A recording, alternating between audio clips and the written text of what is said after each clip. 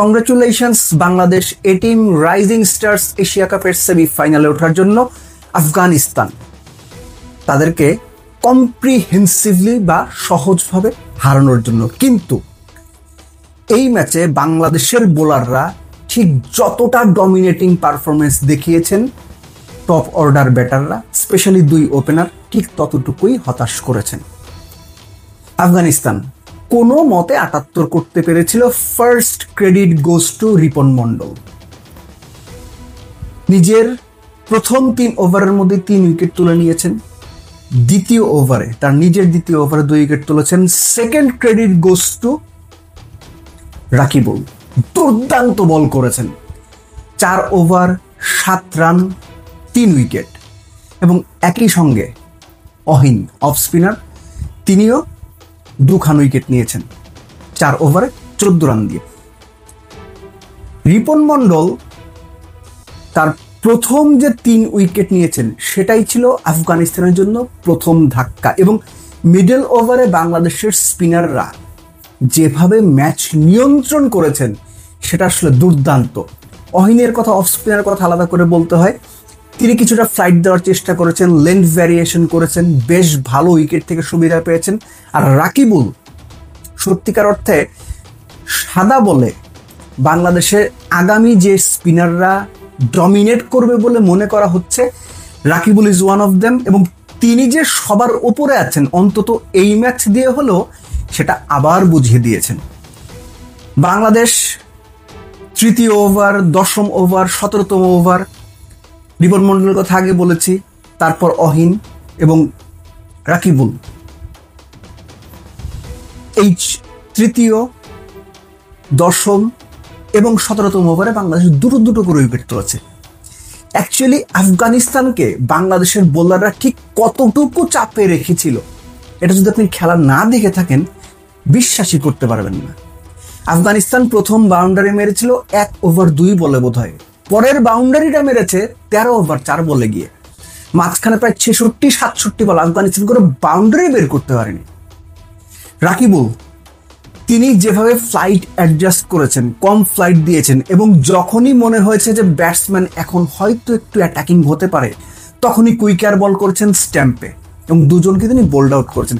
এই যে ব্যাটসম্যানের mind read করে বল করতে পারা, এই ব্যাপারটা রাকিবুলের মধ্যে দুর্দান্তভাবে দেখা গেছে। অন্তত এই ম্যাচে, আগেও বিভিন্ন সময় দেখা গেছে, কিন্তু এই ম্যাচটা পার্টিকুলারলি ডিফারেন্ট। কেননা যে কোনো উইকেটেই, যত ভালো উইকেটই হোক, স্পিনারদের যত ফেভারই থাকুক, 4 ওভারে 7 রান দিয়ে 3 উইকেট পাওয়া ভাই অনেক বড় ব্যাপার। সো 79 রানের টার্গেটে আপনি কিভাবে খেলবেন? আগের ম্যাচটা তো বাংলাদেশ মোটামুটি 9 ওভার হাতে রেখে 167 চেস করে ফেলেছিল। হাবিবুর রহমান সোহান দুর্দান্ত একটা 100 করেছিলেন। ঠিক যতটুকু দুর্দান্ত 100 হাবিবুর রহমান সোহান করেছিলেন, এই পার্টিকুলার ম্যাচটাতে তাকে দেখে, তার ব্যাটিং এর ধরন দেখে মনে হয়েছে আরেকজন জাকির আলীকে দেখছি আমরা। আল্লাহ মোহাম্মদ গাজনফর, যিনি ইন্টারন্যাশনাল সার্কিটেই বেশ নামি বোলার, অপোনেন্টকে বেশ চাপে ফেলেন, তার উপর উইকেট থেকে সুবিধা পাচ্ছে, সেই বোলারের যতগুলো বল তিনি খেলেছেন, যেটাতে আউট হয়েছেন সেটা বাদ দিয়ে বাদ বাকি সব বল ওই যে লেগ সাইডে ঘুরিয়েছেন।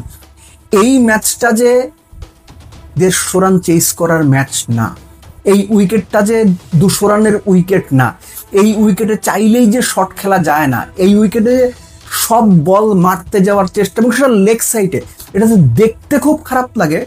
সোহানকে এটা বলা দরকার। ইয়াং প্লেয়ার, খুবই এক্সাইটিং প্লেয়ার, দারুণ একটা 100 করেছেন, কিন্তু যে ম্যাচে 100 করেছেন ওই 100 থেকে এই ম্যাচের ধরন, বোলার, উইকেট সবই ভিন্ন। এটা কেন যেন তিনি বুঝতে পারলেন না।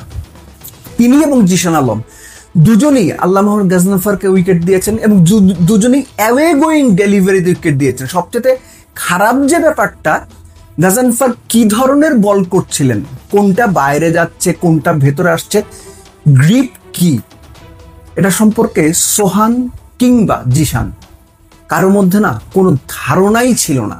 একদম দেখতেই মনে হয়েছে যে তারা আসলে বুঝতে পারছে না বল কি হচ্ছে। জাওয়াদ আবরার সুন্দর রানে স্ট্যাম্প হতে পারতেন, কিন্তু তিনি উইকেটে এসে আল্লাহ মোহাম্মদ গাজনফরকে ওই রেসপেক্টটা দেওয়ার চেষ্টা করেছেন। ছোট ছোট পায়ে সামনে খেলার চেষ্টা করেছেন এবং প্রথম 8 বলে তার রান ছিল 1। যখনই পেসাররা উইকেটে এসেছেন আব্দুল্লাহকে 1 ওভারে পর 2 ছক্কা মেরে দিয়েছেন, অর্থাৎ তিনি তার টাইমটা নিয়েছেন। এই উইকেটে যেভাবে ব্যাট করা দরকার ছিল জাওয়াদ আকবর সেটাই করেছেন।